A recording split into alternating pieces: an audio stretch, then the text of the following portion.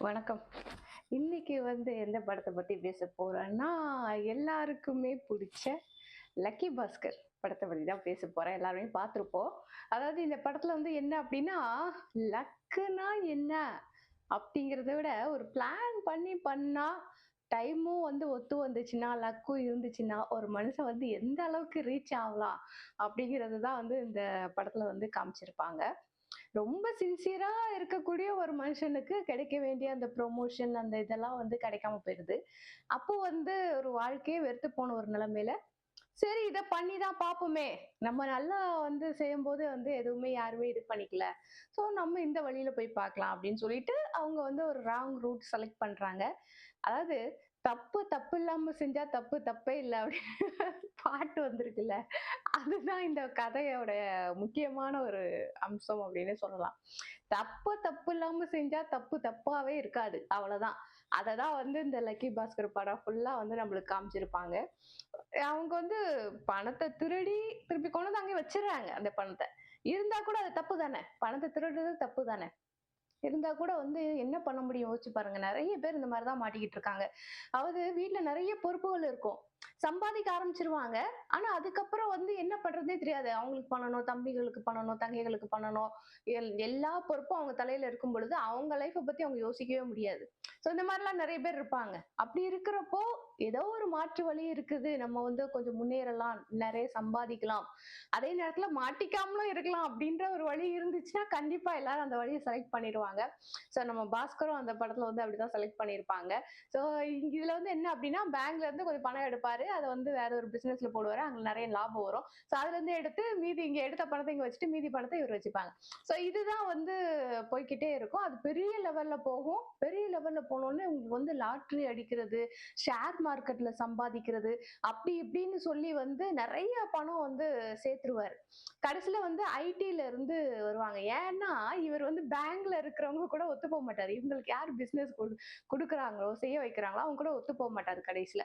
சில விஷயங்கள்லாம் இவருக்கு பிடிக்காது. ஆனா ஒத்து போ மாட்டாரு. அதுக்கப்புறம் அவங்க ஐடில போட்டு குடுத்துருவாங்க. ஐடில இருந்து ரேடியோலாம் வருவாங்க. என்ன இப்படி இருக்கு, அப்படி இருக்குன்னு கடைசியில வேற வழியே இல்லாம எல்லாமே நீங்களே வச்சுக்கோங்கன்னு எழுதி குடுத்துட்டு வந்துருவாரு.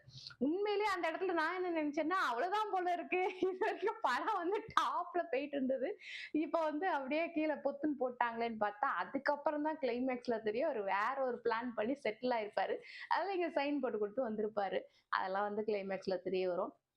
இந்த படம் பார்க்கும்போது என்ன அப்படின்னா, நான் என்ன நினைச்சேன்னா, ஏதோ ஒரு இடத்துல இவங்க மாட்டிக்குவாங்க. இந்த இடத்துல மாட்டிக்குவாங்க, இந்த இடத்துல மாட்டிக்குவாங்க, இந்த இடத்துல மாட்டிக்குவாங்கன்னு ஒரு ஒரு இடத்துலயும் எதிர்பார்த்துக்கிட்டே இருந்தேன்.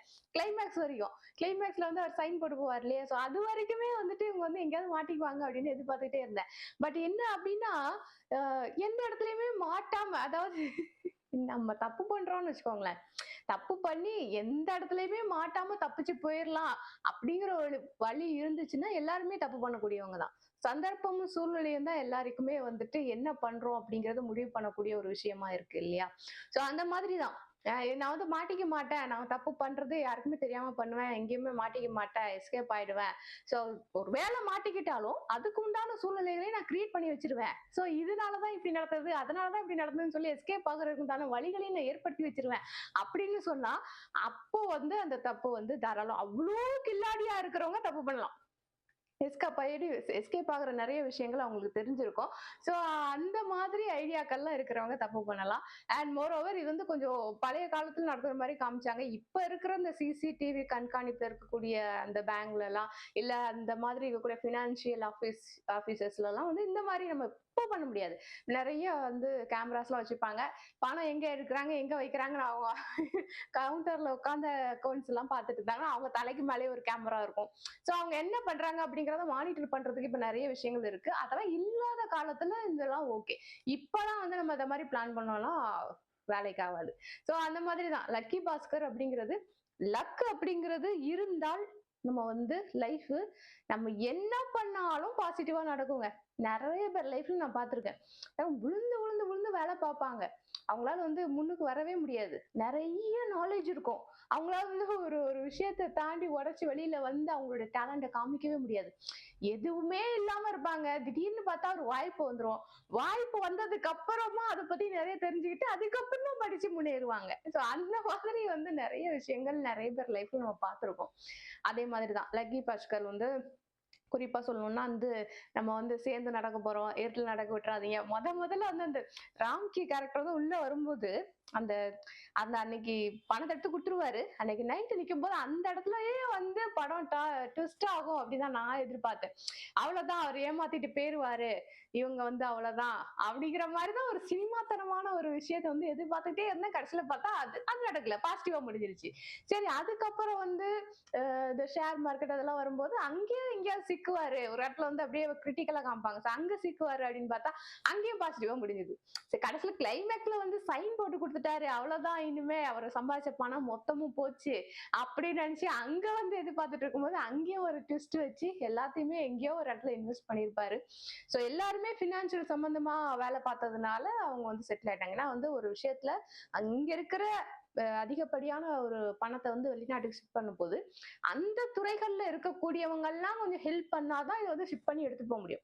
சோ அதுக்கு வந்து சப்போர்ட் பண்றதுக்கு அவங்க அப்பா வந்து அவங்க வீட்டுல இருந்தாங்க.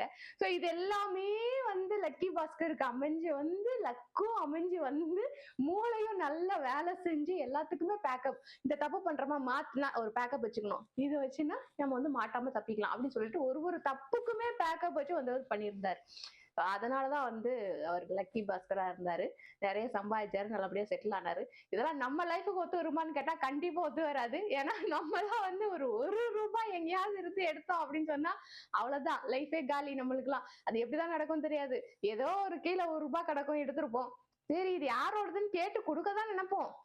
இருந்தா கூட அது வந்து ஏற்கனவே போகல. சரி நம்மளே வச்சுக்கலாம் அப்படின்னு வச்சா, அது ₹1 நம்ம கிட்ட வந்ததுக்கு ₹10 நமக்கு லாஸ் ஆயிடும். So அந்த மாதிரி தான் வந்து எல்லாருக்குமே நடக்கும். எனக்கு அப்படிதான் நடக்குது. உங்களுக்கு எப்படி நடக்குது அப்படிங்கிறதெல்லாம் எனக்கு தெரியல. சோ எப்படி நடக்குது அப்படிங்கிறத கமெண்ட் செக்ஷன் சொல்லிட்டு போங்க. லக்கி பாஸ்கர் படத்த பத்தி நீங்க என்ன நினைக்கிறீங்க அப்படிங்கிறத மறக்காம கமெண்ட் செக்ஷன்ல சொல்லிட்டு போங்க. உங்க லைஃப்லயும் இந்த மாதிரி லக் அடிச்சிருக்கா?